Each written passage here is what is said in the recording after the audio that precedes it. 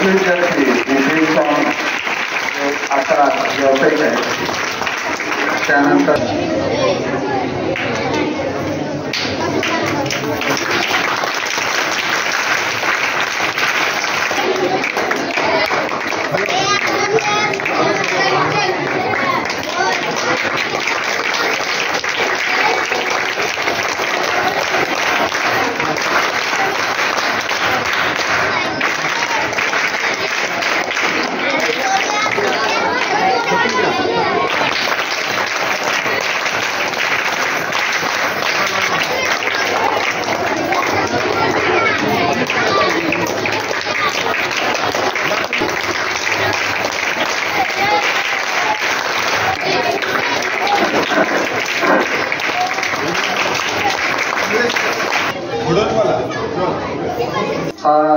आपला विद्यालय अनुभवाने तो समृद्ध केला आहे. आज एक व्यावसायिक म्हणून एक केदार एंटरप्राइजेस सोलरचे कंपनी स्थापन केली आणि आज एक व्यावसायिक म्हणून तो नावारूपास आलेला आहे.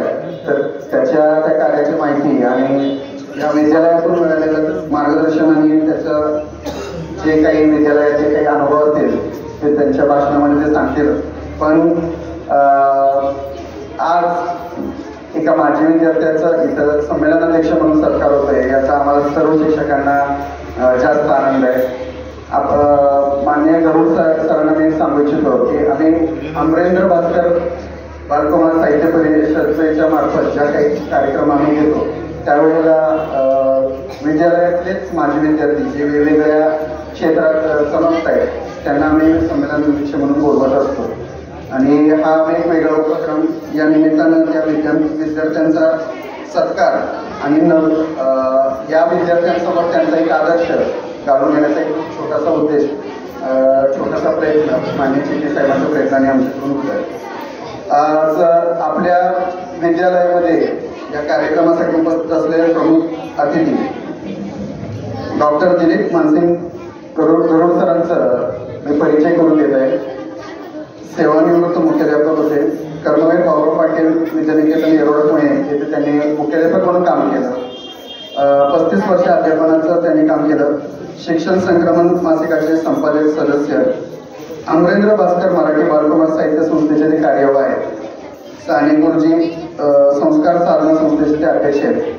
शिक्षकांसाठी त्यांनी 300 पेक्षा जास्त कथाकथन कार्यशाळा घेतलेले आणि मुलांसाठी महाराष्ट्रभर ते कथाकथन करतात. या कार्यक्रमाच्या निमित्तानं सुद्धा आम्हाला एक कथा ऐकायला मिळेल अशी आम्ही आशा बाळगतो. 30 पुस्तकांचं त्यांचं लेखन आहे.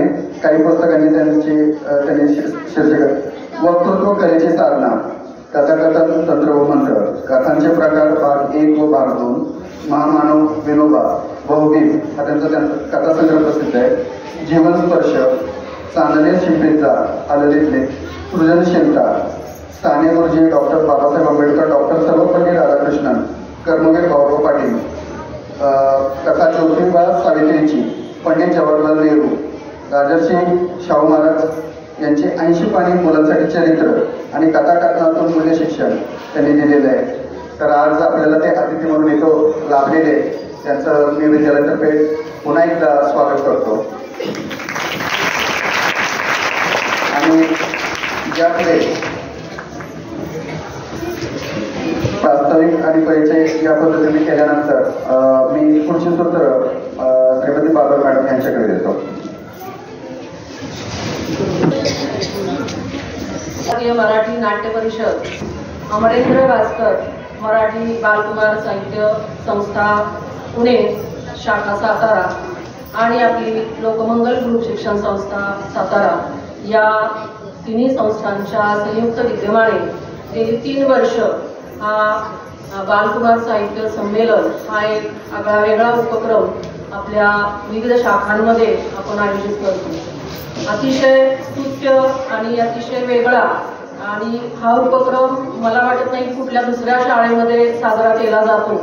तर आपल्या तिन्ही शाखांमध्ये आणि प्राथमिक शाळांच्या शाखांमध्ये हा उपक्रम अतिशय चांगल्या प्रकारे साजरा केला जातो आणि याचं सर्व श्रेय आपल्या संस्थेचे संस्थापक अध्यक्ष आदरणीय चिटणीस साहेब, चिटणीस मॅडम यांना जातं की त्यांनी हा उपक्रम सुरू केला आणि वेगवेगळ्या उपक्रमांच्या माध्यमातून, कारण या कार्यक्रमामध्ये अतिशय वेगवेगळे उपक्रम आपण घेत असतो.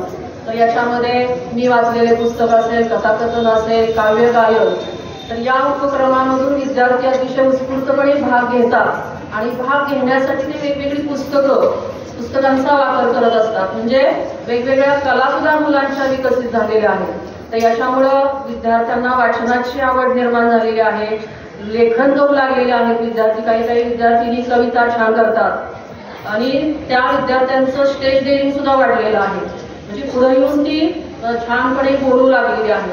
तर या संमेलनाचा अतिशय चांगला फायदा या आपल्या मुलांना होत आहे.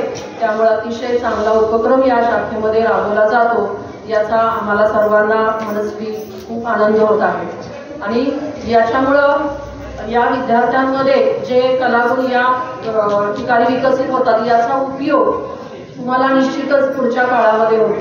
म्हणजे इथं तुम्ही कथाकथन करता किंवा पुस्तकं वाचता, पुढे येऊन बोलता किंवा वेगवेगळ्या चित्रकला असेल, आपल्या विद्यालयातील सर्व विषय शिक्षक, मराठी, हिंदी, इंग्रजी आणि समाजशास्त्र असेल किंवा कला शिक्षक, क्रीडा शिक्षक, या सर्व शिक्षक तुम्हाला अतिशय छान मार्गदर्शन करतात सगळ्या विषयांचं सखोल. आणि या सगळ्याचा फायदा तुम्हाला इथून तुम्ही बाहेर पडता तेव्हा त्याचा फायदा तुम्हाला निश्चित होत असतो. आणि मग अनेक चांगले विद्यार्थी या ठिकाणी घडून गेलेले आहेत आणि त्यांनाच आपण या कार्यक्रमासाठी प्रमुख पाहुणे म्हणून आपण बोलवत असतो. हा एक अतिशय चांगला उपक्रम आहे. तर याच्यामुळे असे अनेक फायदे झालेले आहेत आणि हा अनुभव तुम्हाला देण्याचा किंवा आम्हाला मिळण्याचा जी संधी आहे ती आपल्या संस्थेने उपलब्ध करून दिलेली आहे. त्याबद्दल संस्थेचे मी विशेषतः अतिशय ऋणी आहे की आम्हाला एवढे चांगले कार्यक्रम सादर करण्याची आणि याचा आस्वाद घेण्याची आपल्या सर्वांना संधी मिळत आहे. तर आजच्या या कार्यक्रमासाठी उपस्थित असलेले केंद्र संमेलनाचे अध्यक्ष आपल्या विद्यालयाचा माजी विद्यार्थी आहे, स्वामी म्हणून त्याचं विद्यालयाच्या वतीनं मी स्वागत करते. तसेच आपल्या पुणे शाखेचे कार्यवाह डॉक्टर दिलीप गरुड हेही या ठिकाणी त्यांच्या अतिशय कामाच्या व्यस्त व्यापामधून आपल्या इथं या ठिकाणी उपस्थित राहिलेले आहेत आणि ते आपल्याला अतिशय छान असं मार्गदर्शन करणार आहेत. तर ते माझी मुख्याध्यापक म्हणून होते आणि कथाकथन सुद्धा करतात, त्यामुळे त्यांच्या कथा तुम्हाला एखादी तरी कथा तुम्हाला इथं या ठिकाणी ऐकायला मिळेल. आणि आपल्या संस्थेचे अध्यक्ष आदरणीय चिटणीस साहेब, आपल्या संस्थेच्या सचिव माननीय शिल्पा चिटणीस मॅडम, आपल्या संस्थेचे संचालक आदरणीय पवार सर, आपल्या विद्यालयातील ज्येष्ठ शिक्षक आदरणीय यादव सर, आपल्या या अमरेंद्र भास्करचे कार्यवाह, सातारा शाखेचे कार्यवाह जाधव सर, उपकार्यवाह नंदा पवार मॅडम आणि कोषाध्यक्ष जमदाडे सर, या सर्वांचंच मी या ठिकाणी मनपूर्वक स्वागत करते. तुम्हाला वेगवेगळ्या कला सादर करण्यासाठी या ठिकाणी मी शुभेच्छा देते आणि माझं प्रास्ताविक थांबवते. धन्यवाद. यानंतर आपल्या लोकमंगल ग्रुप शिक्षण संस्थेचे संस्थापक अध्यक्ष माननीय चिटणीस साहेब हे आपल्याला मार्गदर्शन करणार आहेत. त्यांना विनंती करतो त्यांनी आपण म्हणतो प्राईड, शाळेचे जेव्हा विद्यार्थी मोठे होतात, आपल्या शाळेमध्ये पावले म्हणून येतात, तेव्हा सगळ्यात जास्त आनंद शिक्षकांना होतो आणि विद्यार्थ्यांना होतो. या ठिकाणी आज प्रमुख जे आलेले आहेत ते विश्वेस्वामी, ते 10 वर्षीचे आहेत. त्यांचा भाऊ पण या ठिकाणी उपस्थित आहे, केदार बरोबर आहे, केदार पण उपस्थित आहे. आणि ही अतिशय आनंदाची बाब आहे. त्यामुळे त्याची मुलाखत किंवा त्याचं भाषण हे ऐकण्यासाठी आपण इच्छुक आहोत.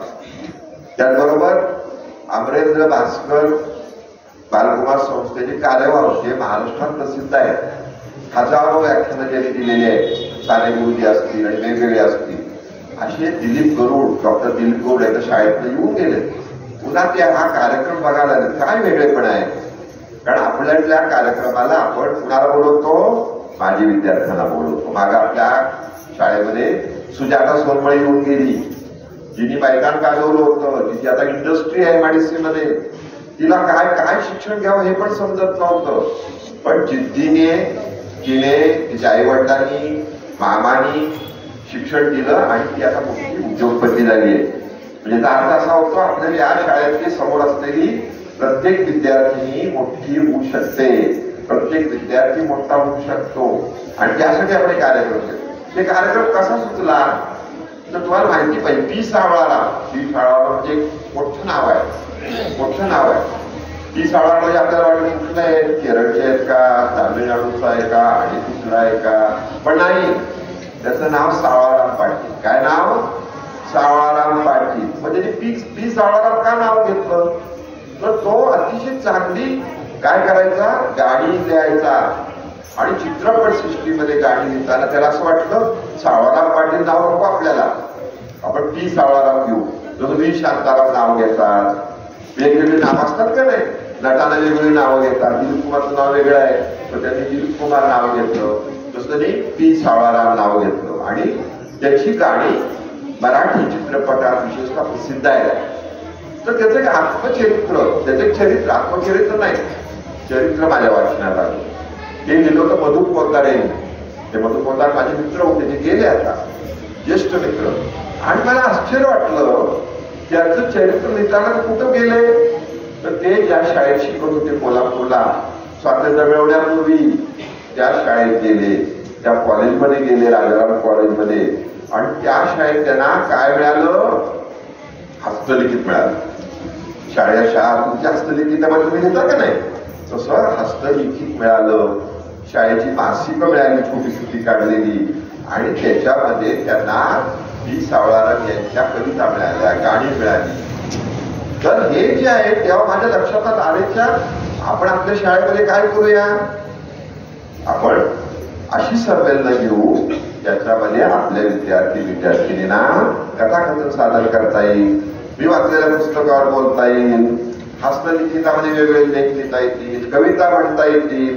आणि हे म्हणताना मोठ्या झाल्यानंतर, जसं आता स्वामी मोठा झाला, आता मला माहित नाही त्यावेळेचं हस्तलिखित आपल्याकडे आहे का नाही, परंतु आता मात्र आपली हस्तलिखित 25 वर्षांनी सुद्धा तुम्ही आलात का नाही, तुमच्या मुलांना घेऊन छान छान इकडे आलात का नाही, होय का नाही, की त्याला दाखवाल, काय दाखवाल, हे बघ माझी कविता या हस्तलिखितात आहे, हे बघ मी असा लेख लिहिलेला आहे. मग त्याला किती आनंद मिळेल का नाही. आता हे आता कार्यक्रम सगळ्या युट्यूबवर चाललाय, आपल्या कशावर चाललाय.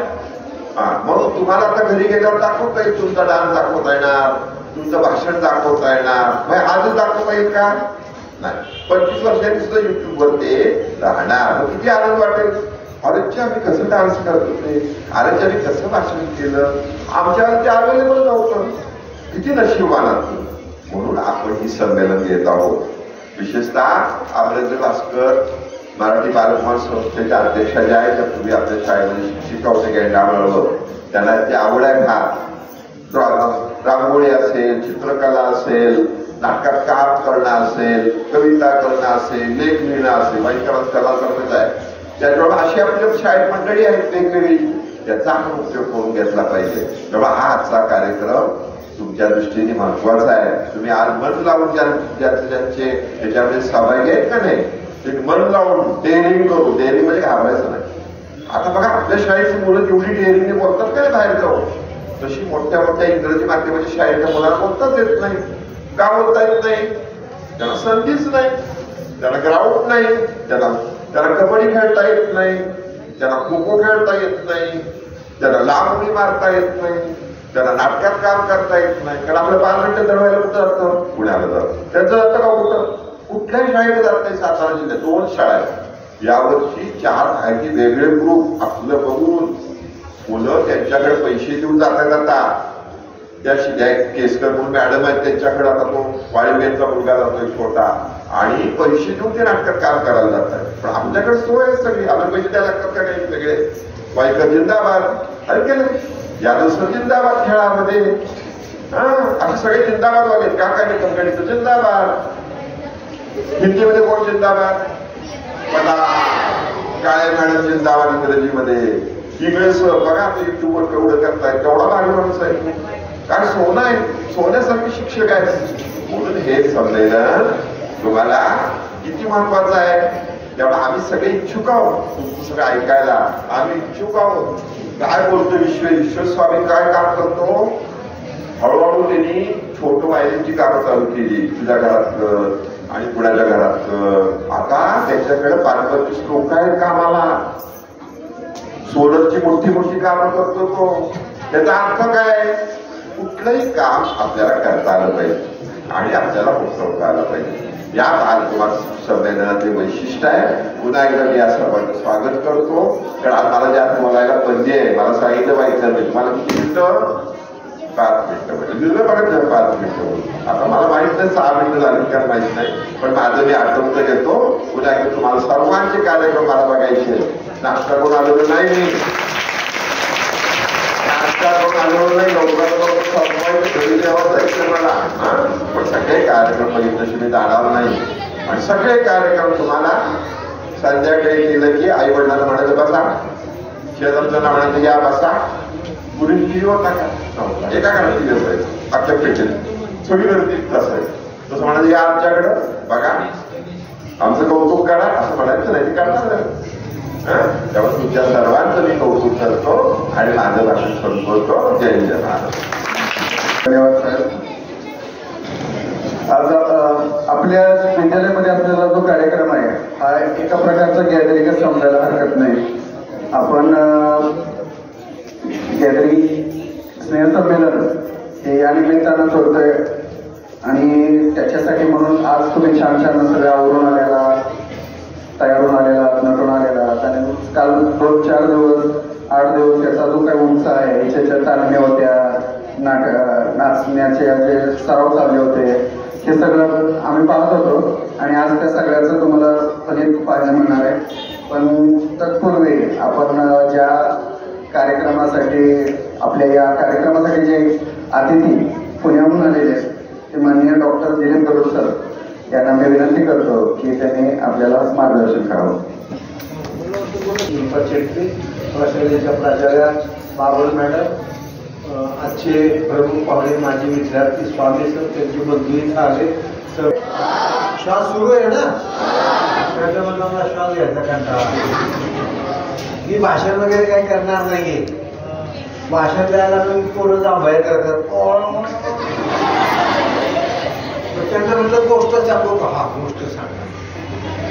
मला आत्ता बसल्या बसल्या चेटली सरांनी हळूच कानामध्ये सांगितलं. काय सांगितलं, हे म्हणाले आमच्या शाळेतली मुलं फार हुशार आहेत. ज्या संस्थेचा मी अध्यक्ष आहे, संस्थापक आहे, ती पोरं तुमच्या पुण्यातल्यापेक्षा हुशार आहे. मी आरोग्य पुण्यातलं ना, तेवढे पुण्यातल्यापेक्षा मुलं हुशार आहे. म्हणजे कसं काय, ते म्हणजे एक पाठी मुलं आहेत. म्हणजे एकदा सांगितलं की पाठ होतं, तोंडपाठ. खरं आहे का रे, आवाज खोल गेला, खरं आहे का रे.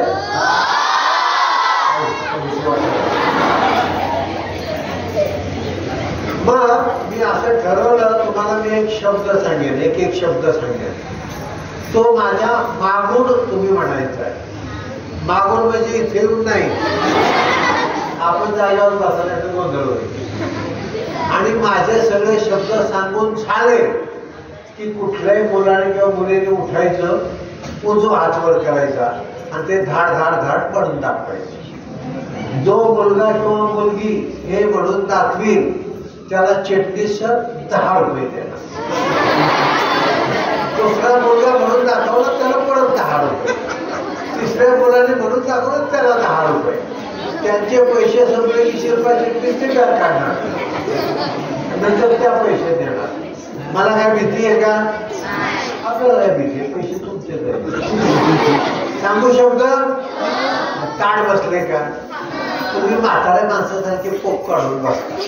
ताड बसलं म्हणजे पाठ होतं. चला, चिकरी कच्ची चाय पाठ केलं ना, बरं सांगू, ताड बसलं. चिकरी कच्ची चाय, चोचक लोलम, गुंडवलोलम, एडी पकवान, आपको टक्को, एडी 85, 85, 85, 치자이초 모모지가몽 모모지가몽 일본마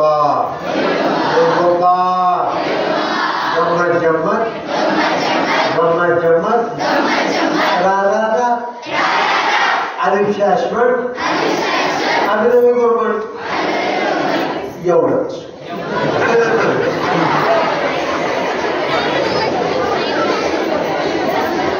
कोण म्हणून दाखवतोय 10 रुपये मिळणार आहे प्रत्येकाला परत सांगू का नक्की सांगू काय बसले का कोणाला कंटाळा आलाय झोप येते आईची आठवण येते वडिलांची आठवण येते टीव्हीची आठवण येते अभ्यासाची आठवण येते बरं सांगू किती पैसे मिळणार आहे कोण देणार आहे चिकन चाय चोचकलोला गुंडोला आणि भगवान आपको तको 85 चिचाइचो मोमोजिगमो लुम्बा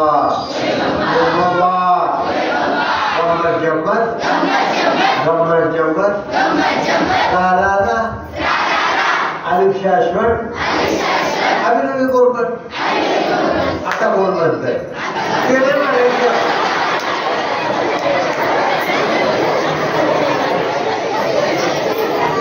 चला चिटणी सरांचे पैसे वाचले तुम्हाला नाही देतील जाताना मला देतील टाळ्या वाजवतो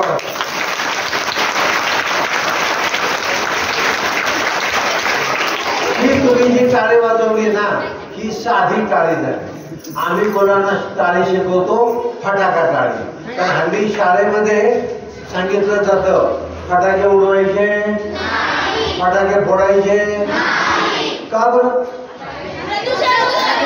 प्रदूषण होतं हवेचं प्रदूषण होतं अपघात होतो भासतं डोळ्यामध्ये दारू जाते आंधळ होतं आईवडिलांचे पैसे जातात पण तुम्ही म्हणाल आम्ही आनंद कसा मिळवायचा म्हणून आम्ही एक टाळी शोधून काढली त्याला नाव दिले फटाका टाळी कसली टाळी दिवाळीमध्ये काय काय मुलं छोटा फटाका उडवतात त्याला म्हणतात लवंगी पाहिलंय का शक्यतो मुली उडवतात लवंगी मोठं म्हणतात आम्हाला ॲटम बॉम्ब द्या मुली लवंगी घेतात असे ठेवतात उदबत्ती पेटवतात आगोबाई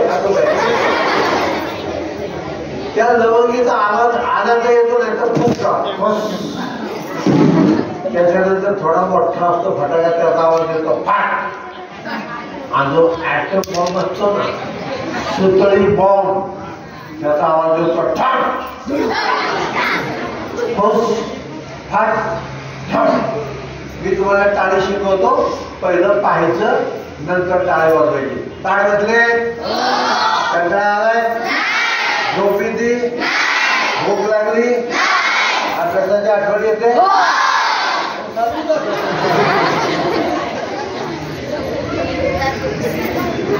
मग फटाका टाळी फक्त पाहायचं आणि मी जेव्हा म्हणेल फटाका टाळी सुरू तेव्हा सुरू करायची हा एक आता नाही करता 1 2 3 फस 1 2 3 फस 1 2 3 फाट 1 2 3 फाट 1 2 3 धम कळली फटाका टाळी कराल माझ्या बरोबर काय बसले शॉट चालू आहे ना फटाका टाळी सुरू 1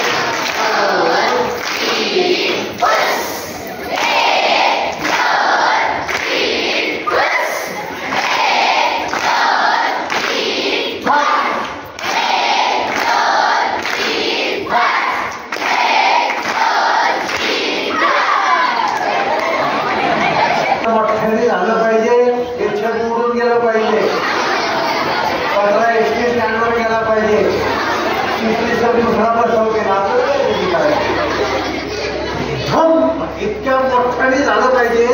एसटी स्टँडवर आवाज केला पाहिजे आणि लोकांना म्हणून गाडीचं काय करतो खूप मोठ्याने कराल का फटाका काय सुरू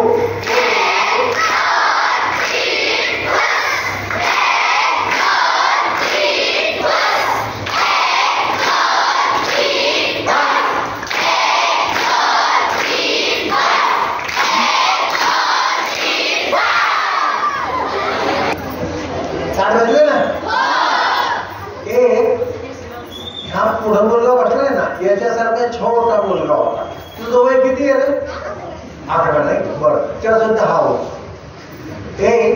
बिनू नावाचा मुलगा होता बिनू काय नाव सांगितलं त्याचं वय होतं 10 आणि 4थी मध्ये शिकत होता त्याचे वडील होते डॉक्टर MBBS आणि मस्त बांगला होता देखना ताजमहाल सारखा बरं का आणि तो मुलगा इंग्लिश मीडियम शाळेमध्ये जायचा एकुलता एक मुलगा त्याला एक छोटी बहीण होती ती फार लहान होती आणि डॉक्टरांचा मुलगा म्हणजे त्याला फार शाळेमध्ये मान गावामध्ये मान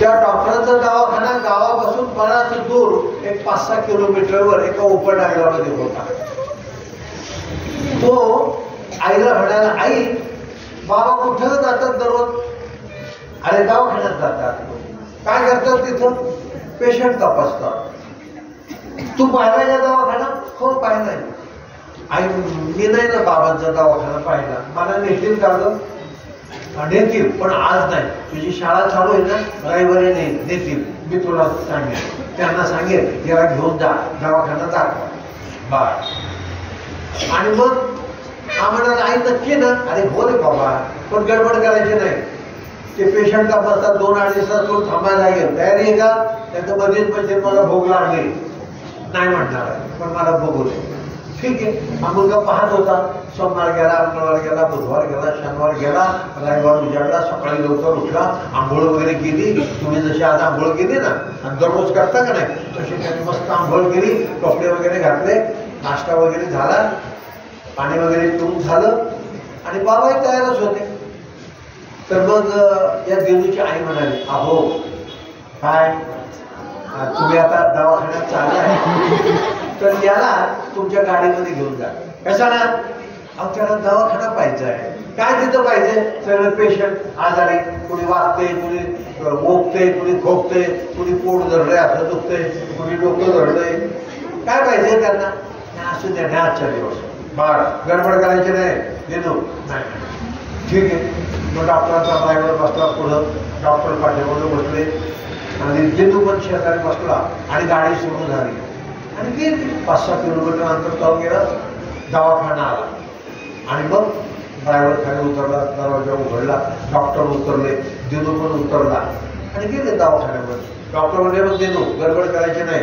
मला 2-2.5 तास पेशंट तपासायचे तिथं बस माझ्या शेजारी हाताची घडी तोंडावर तुम्हाला बरं शाळेत मास्तर मी तसंच सांगतात हाताची घडी तोंड तुम्ही मी तसंच सांगतो तो बसला आणि मग डॉक्टर बेल दाबली आणि मग त्याला पेशंट मग बाहेर एक मनुष्य होता तर एक पेशंट हात सोड पेशंट आहे खोकत हा काय झालं बाबा खोकला येते ठीक आहे झोपा त्याला म्हणायचे स्टेथोस्कोप लावायचे त्याला श्वास घ्या सोडा किती दिवस झालं खोकला येतोय हाताची नाडी तपासली आणि मग ठीक आहे मला औषध देतो ते घ्या आणि इंजेक्शन देतो ते घ्या डॉक्टरने इंजेक्शन दिलं औषध दिलं आणि बिल दिलं बिल माहिती आहे ना कॉपी मग त्यांचं नाव लिहिलं पेशंटचं वय लिहिलं आणि बिल गेलं टोटल खाली मारली रक्कम 100 रुपये खाली सही केली आणि दिलं पेशंटने मग खिशातनं पैसे काढले दिले पेशंट गेलं दुसरं पेशंट आलं असे डॉक्टर एक पेशंट तपासत होते आणि मग बिल देत होते पैसे घेत होते आणि हे बरोबर तुकू बघत होतो काम करायचं असतं बिल द्यायचं असतं आणि पैसे द्यायचे असतात चांगलं मस्त धंदा आहे आपल्या बापाचा बरं डॉक्टर झालं पाहिजे आणि दररोज पैसे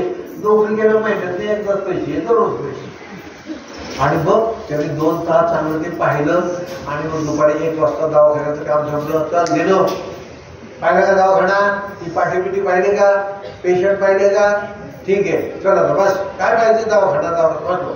तो बसला लागून गाडी भर त्यांची होऊन गेली आणि बंगल्यावर आली. या 10 वर्षाच्या मुलाच्या डोक्यात तेच काम करायचं असतं, बिल द्यायचं असतं, पैसे घ्यायचे असतात, खिशात ठेवायचा असा खिसा पोकतो माझ्या.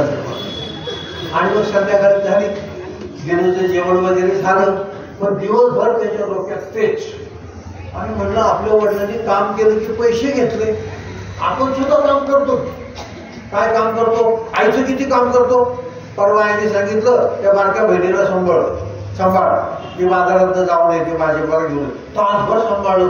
फुकट का काम करायचं असतं? बिल नको का घ्यायला?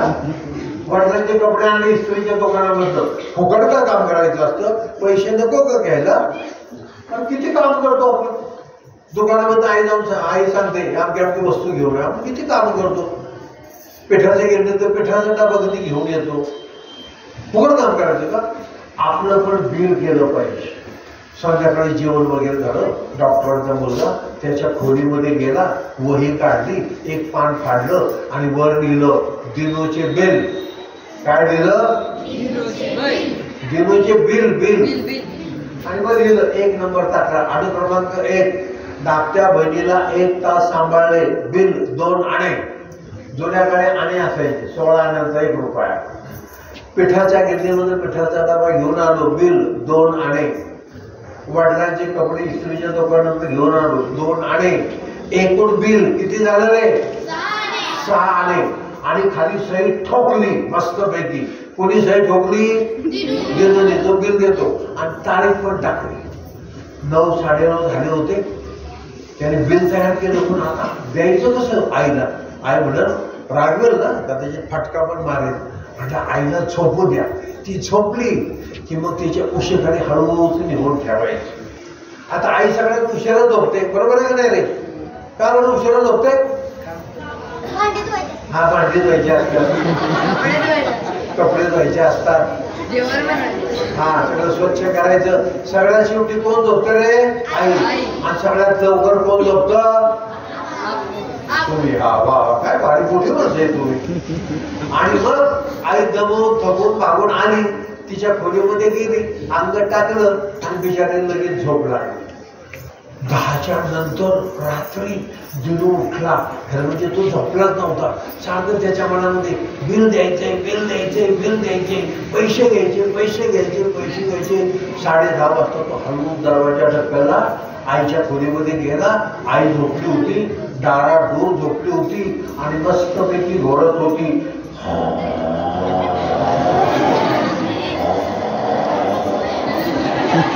हे पोरगं गेलं, उशी खाली ते बिल ठेवलं. वर फॅन चालू होता आणि त्या फॅनच्या वाऱ्याने त्या कागद असा फडफड फडफड करत होता. पण आई दमली होती, थकली होती, शेंगली होती, झोपली होती, तिला काय भान नव्हतं. आणि सकाळी लवकर मात्र ती उठली. सकाळी लवकर कोण उठतं? आई.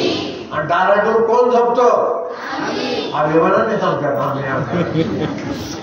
आणि मग दिनू त्याच्या खोलीमध्ये जाऊन झोपला. मस्त झोपला होता दाराडूर. पहाटे लवकर आई उठली, बटन दाबलं. आता त्याला काम करायचंय. तिच्या लक्षात आलं, अरे उशीखाली कसला कागद. म्हणजे बाई रात्री नव्हता, कुठं कागद आला. तिने तो घेतला, पाहिलं, दिनूचे बिल. या कार्ट्याचं कसलं बिल आलं? काय काम नाही, धंदा करायचं बिल म्हणाले. पाहिलं ते एक काढला. धाकट्या बहिणीने 1 तासभर सांभाळलं, 2 आणे. इस्त्रीच्या दुकानामध्ये कपडे घेऊन आलो, 2 आणे. पिठाच्या गिरणीमध्ये पिठाचा डबा आणला, 2 आणे. एकूण 6 आणे. आणि खाली सही ठोकली. आई म्हणाली या पोराने असं कोणी शिकवलं? शेवटी शेवटी काम करतो, पैसे मागतो, हे कोणी शिकवलं? बरं म्हणजे. आणि आई गेली. आणि मग किचन मध्ये गेली, तिच्या कामाला लागली, काम करत होता. सकाळी 7 वाजले. दिनू उठला. पाहतोय तो आई खाली गेली किचन मध्ये. खोलीमध्ये जाऊन पाहतोय ते दिनूचं बिल, तो कागद तिथं नाही. आता आई काय बोलते काय नाही, काय बोलते काय नाही, घाट घाट घाट त्यांची साधी बोलत होती. पण तो किचन मध्ये गेला, आई काही बोललीच नाही, जणू काही घडलंच नाही. तो म्हणणार आहे आईने बिल घेतलं का नाही, वाचलं का नाही, पाहिलं का नाही, बोलत कसे नाही, पैसे कसे देत नाही. म्हणलं जाऊ दे बघू. मग त्या दिवशी दिनू 10 वाजता शाळेत गेला. संध्याकाळी आला. संध्याकाळी जेवण केलं, झोपला. पण आई मात्र दिवसभर विचार करत होती या मुलाला कोणी सांगितलं. छोटी छोटी कामं गेली की बिल द्यायचं असतं, पैसे घ्यायचे असतात. संध्याकाळी बराच वेळ विचार केल्यावर आई तिच्या खोलीमध्ये आली. तिने पण एक कागद घेतला, दरवाजा लावून घेतला, पेन घेतला आणि एक बिल लिहिलं. काय बिल लिहिलं? वर लिहिलं दिनूच्या आईचे बिल. दिनूचं बिल, दिनूच्या आईचे बिल. आणि मग तिने लिहिलं 1 नंबरचा आकडा. लहानपणापासून तुला वाढवलं, मोठं केलं, बिल काहीही नाही. आतापर्यंत तुला शिकवलं, मोठं करणार, लग्न पण करून देणार, बिल काहीही नाही. लहानपणी तू आजारी पडला होता, टायफॉइड झाला होता, रात्र मी जागरण केली, औषधं दिली, तुला वाचवलं, त्याचं बिल काहीही नाही. एकूण काहीही नाही.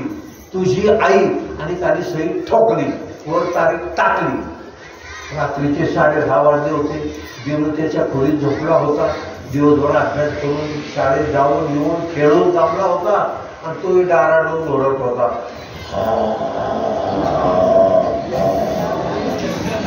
आई गेली, त्याच्या उशीखाली ते बिल ठेवलं, वर फॅन चालू होता आणि कागद फडफडत होता. सकाळ झाली, पहाट झाली, उजाडलं. आई लवकर उठली, किचन मध्ये गेली, तिच्या कामाला लागली. आणि नंतर 7 वाजता दिनू उठला, डोळे चोळून उठलं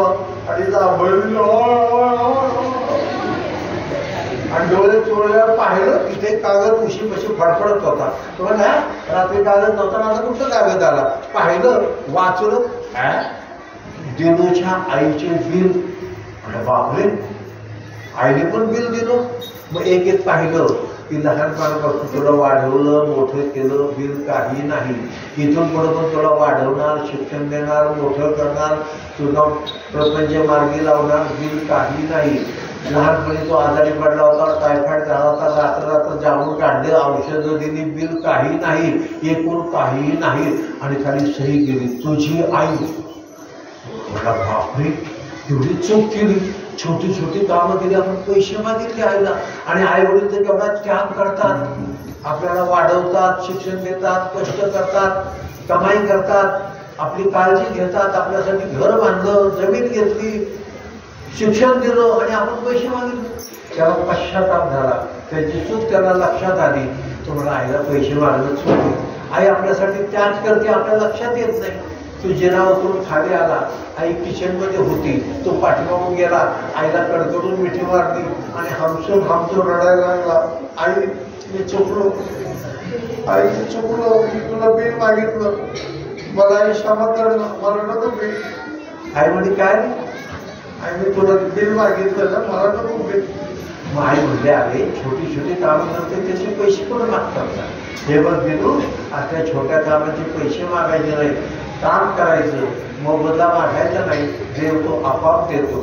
डोळे पोच बघू. आणि आईने त्याला जवळ घेतलं, त्याचा पापा घेतला आणि म्हणाली दिनू, माझं बिल मला मिळालं, हो माझं बिल मला मिळालं. धन्यवाद. धन्यवाद सर. ग्रंथ महोत्सवाच्या काळामध्ये आपल्या कथाकथनाच्या आणि मला आवडलेलं पुस्तक अशा काही स्पर्धा होतात. तर बऱ्याचदा विद्यार्थी त्याच्यात सहभाग घेतात आणि त्यांना रेडीमेड बऱ्याचशा कथांचं म्हणजे कथाकथन कसं करायचं याचं एक तुम्हाला जिवंत उदाहरण सिद्ध बघायला मिळालं. सरांनी सादर केलेल्या कथेचा तुम्ही काय नाव द्या? कथेला नाव काय द्या? दिनूचं बेबी, दिनूच्या आईचं बेबी. तर एक छोटीशी कथा त्याने सादर केली सरांनी आणि खूप छान तुम्हाला एका कथाकथनाचा आनंद दिला. कथाकथन कसं करायचं, त्यामध्ये वेगवेगळे भावभावना कशा दाखवायच्या याचंही तुम्हाला एक प्रात्यक्षिक बघायला मिळालं. तर त्याचा तुम्ही तुमच्या कथाकथनाच्या कार्यक्रमात उपयोग करा. आता यापुढे या कार्यक्रमाचे जे संमेलनाध्यक्ष आहेत आपले माजी विद्यार्थी विश्वेश स्वामी हे आपलं मनोगत व्यक्त करतात. आपणाचा आवाज आहे.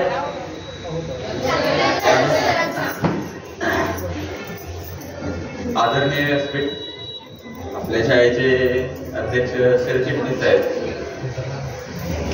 प्रमुख पाहुणे गरुड साहेब आणि शाळेचे मुख्याध्यापिका आपले बावराट, माझे सर्व शिक्षक आणि माझ्या बाल मित्रमैत्रिणी. बालवाडी ते 10वीपर्यंत आदर्श लोकमंगलमय झालं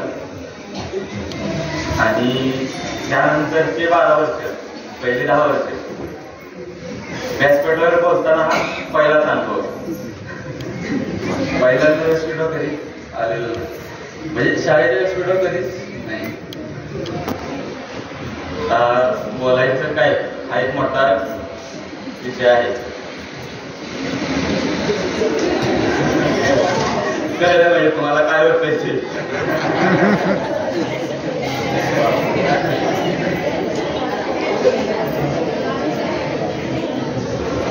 आता 2010ला मी 2012ला 10वीतनं पासआउट झालो. त्यावेळी माझे अनुभव म्हणजे खेळा क्षेत्रात असताना शाळेत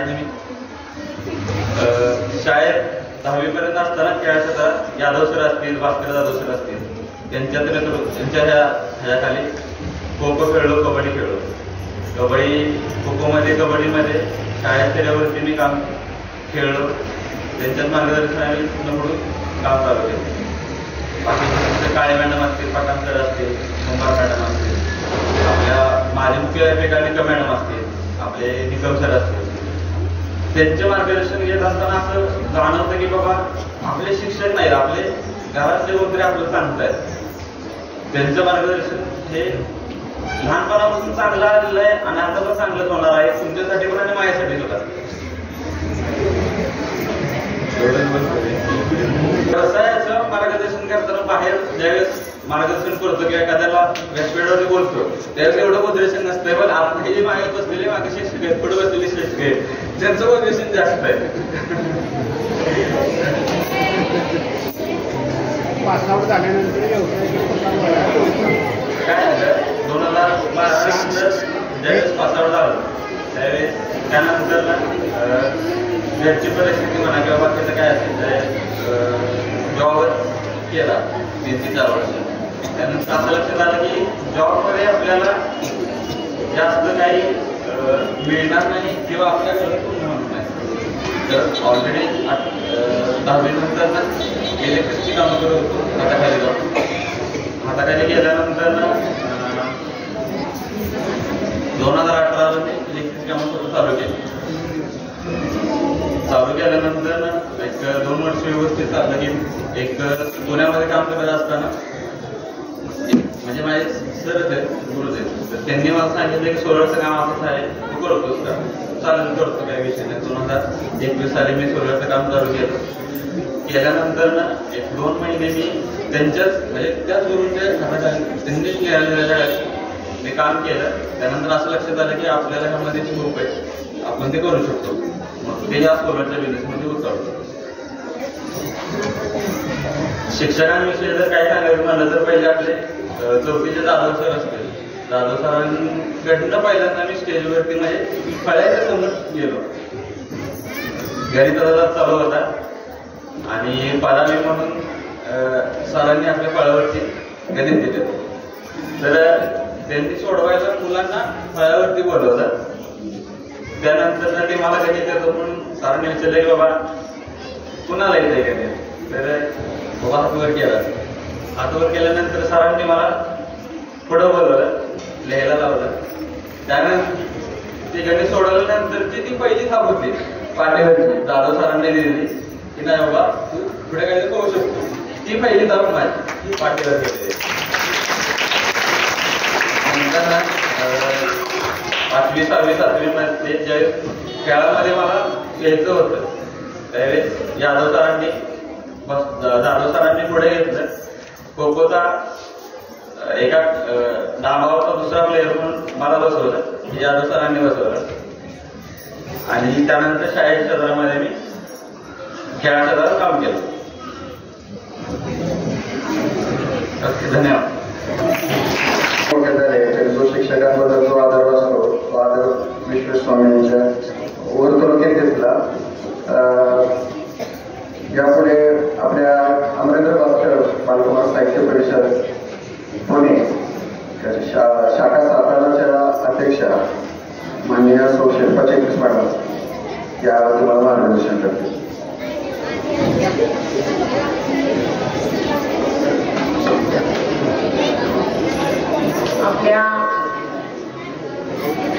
संस्थेचे अध्यक्ष सर, तसेच अमरेंद्र भास्कर मराठी बालकुमार साहित्य संस्था पुणे चे कार्यवाह डॉक्टर दिलीप गरुड सर, त्याचप्रमाणे व्यासपीठावर उपस्थित असणारे यादव सर, वाईकर सर, तसेच सतीश पवार सर, मुख्याध्यापिका बाबर मॅडम, नागेवाडीचे जमदाडे सर, जाधव सर, तसेच गेंडामाळ्याच्या नंदा पवार मॅडम, इंगळे सर, या विद्यालयातील सर्व उपस्थित शिक्षक, शिक्षिका आणि विद्यार्थी पालक. आजचा जो आपला कार्यक्रम आहे बालकुमार संमेलन आपण दरवर्षी घेतो. तिन्ही शाळांमध्ये आपल्या घेत असतो, प्राथमिकचं घेतो, माध्यमिकचं घेतो. तर अशा या बालकुमार साहित्य संमेलनामध्ये संपूर्ण सांस्कृतिक कार्यक्रम, त्याचबरोबर इतरही वक्त्यांची भाषणं, माजी विद्यार्थ्यांचे अनुभव, प्रमुख पाहुण्यांचं मनोगत, हे सगळं तुम्हाला मेजवानी असते. गाणी, नृत्य, गोष्टी, हे सगळं तुम्हाला अनुभवायला मिळतं, आनंद घेता येतो. तर या कार्यक्रमाचा मुख्य उद्देशच हा आहे की विद्यार्थ्यांची सामाजिक, सांस्कृतिक आणि साहित्यिक जाणीव जी आहे ती वाढवणे, त्यांच्यात निर्माण करणे आणि वाढवणे. तर अशा प्रकारे विद्यार्थ्यांच्या मनात ही जाणीव निर्माण होत असते. त्यांना उत्सुकता वाटली पाहिजे सारखी की कधी येणारे संमेलन, विचारलं पाहिजे त्यांनी की कधी संमेलन आहे, आपल्याला हे करायचं, ते करायचं, ही गोष्ट सांगणारे, गाणी म्हणणारे. त्याच्या अगोदर आपलं संमेलन प्राथमिकचं झालं, किती विद्यार्थ्यांनी सुद्धा नृत्य केली, श्लोक म्हणले छोट्या छोट्या मुलांनी. तर त्यांना उत्सुकता निर्माण झाली पाहिजे की कधी हे संमेलन घेणार आहे तुम्ही, आणि त्याचा तुम्हाला भविष्य काळात जास्तीत जास्त उपयोग होणार आहे. म्हणजे या संमेलनामुळे तुम्ही एक नुसतं प्रेक्षक निर्माण करत नाही आपण, तर काय करतोय, साहित्यिक, कवी, लेखक आणि एक चांगला सुजाण असा प्रेक्षक ह्याच्यातून आपण रसिक निर्माण करतोय. तर हाच मुख्य उद्देश आहे की चांगला रसिक प्रेक्षक निर्माण झाला पाहिजे. तर आम्हाला खात्री आहे की अशा कार्यक्रमांमधून चांगला रसिक प्रेक्षक आणि साहित्यिक, कवी, लेखक निर्माण होणार आहेत. अमरेंद्र भास्कर हे बालकुमार दिवाळी अंक दरवर्षी काढतात. त्याच्यामध्ये आता 3 वर्ष झाली आपणही काय करतोय, आपल्या शाळेतल्या विद्यार्थ्यांच्या कविता, चित्र, काही लेख असेल तर असं आपण त्याच्यामध्ये देतोय आणि संपूर्ण महाराष्ट्रात सगळीकडे तो अंक जातोय. तुमची ओळख एक तुम्हाला मिळते त्यातून. तर आपल्या या विद्यालयातल्या सुद्धा 2 मुलींच्या कविता यावर्षी या मासिकात आहेत. मला वाटते कोण समृद्धी कांबळे आणि समृद्धी विभूते असे आहेत का हजर दोघी? तर त्यांना आज आपण पाहुण्यांच्या हस्ते हे मासिक देणार आहोत. तर खूप छान कविता केल्यात त्यांनी. मी तुम्हाला ते बघून असं आता वाटेल की आपण पण गेलो पाहिजे, तुमच्याही मनात असं आलं पाहिजे आपण पण गेलं पाहिजे. तर अशा प्रकारे या विद्यार्थ्यांना प्रोत्साहन देण्याचं काम ही संस्था करत असते आणि आपली शाळा पण करत असते. तर अशा या कार्यक्रमाचा यापुढे आपण आस्वाद घेऊया. गरुड सरांचं अतिशय मोलाचं मार्गदर्शन तुम्हाला मिळालं, तुमच्यात एक छान असा उत्साह निर्माण झालेला आहे, हा आपण टिकवून ठेवूया. मी त्यांचे आभार मानते की ते आमच्या विनंतीला मान देऊन इथं आले आणि छान मार्गदर्शन त्यांनी आपल्याला केलेलं आहे. तर यापुढील कार्यक्रमाचाही तुम्ही असाच शांत बसून उत्साहाने आस्वाद घ्या. धन्यवाद. सुरुवातीला आमंत्रित करतो आपले संमेलनाध्यक्ष विश्वेश स्वामी, तर सत्कार मान्य शेट्टे साहेब यांच्या हस्ते अशी मी त्यांना विनंती करतो.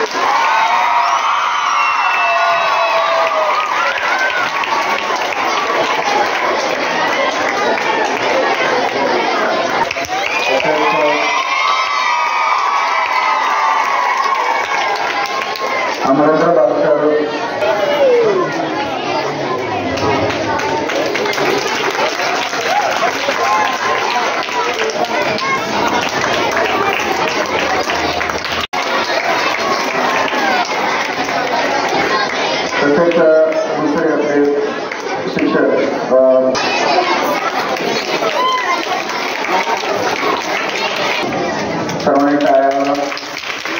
अतिशय उत्तमरित्या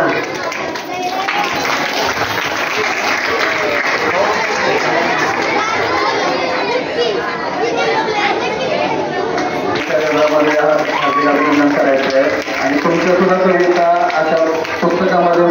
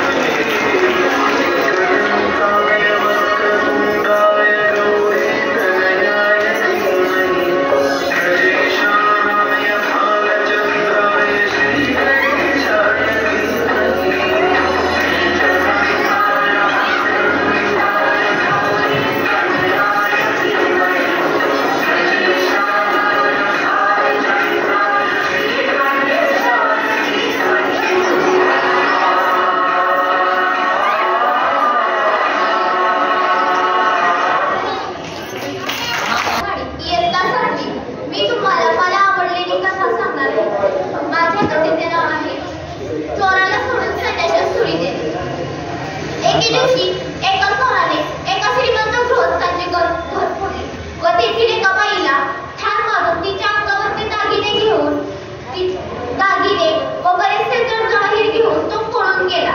गावाबाहेर सुमारे 1 मैल अंतरावर त्याला एक पडके देऊळ दिसले. त्यात तो शिरला व मान तेथेच ठेवून आत इकडे कोणी येणार नाही असे जाणून तो झोपी गेला. इकडे घरी सकाळी पहाटे घराचा मालक उठून पाहतो तर काय तर त्या स्थानावरीचा प्रकार दिसला. तो त्याने लगेच पोलिसांकडे वर्दी दिली.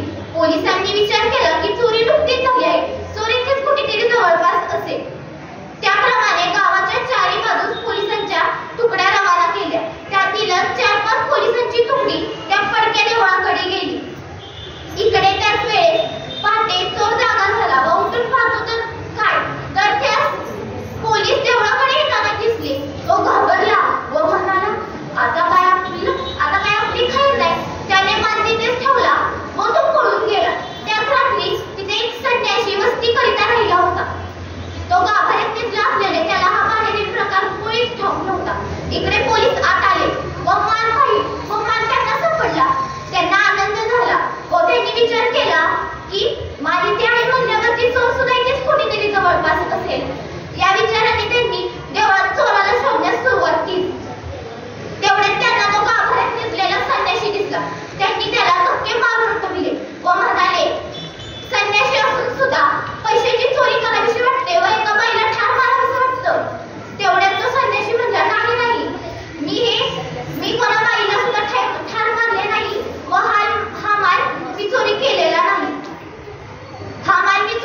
नाही. परंतु पोलिसांना काही त्याचे म्हणणे पटले नाही. पोलिसांनी त्याला फौजदाराकडे नेले. फौजदारासही माल पाहून असे वाटले की चोरी या संन्याशानेच केली असावी. परंतु गुन्हाचा असल्याने त्याला सुरी देण्याचा हुकूम झाला. या श्रीमंतास मात्र त्याचा सर्व माल परत मिळाला. परंतु या संन्याशास मात्र गुन्हेगार न सापडल्याने विनाकारण सुरी जावे लागले. यावरून आपल्याला शिकायला मिळते की शहानिशा केल्याशिवाय कोणालाही शिक्षा देऊ नये. धन्यवाद. मी इयत्ता 5वी शिकते. मी तुम्हाला मला आवडलेले पुस्तक याबद्दल 2 शब्द सांगत आहे. माझ्या पुस्तकाचे नाव समर्थ रामदास यांचे मूळ नाव नारायण असे होते. त्यांच्या वडिलांचे नाव सूर्याजी पंत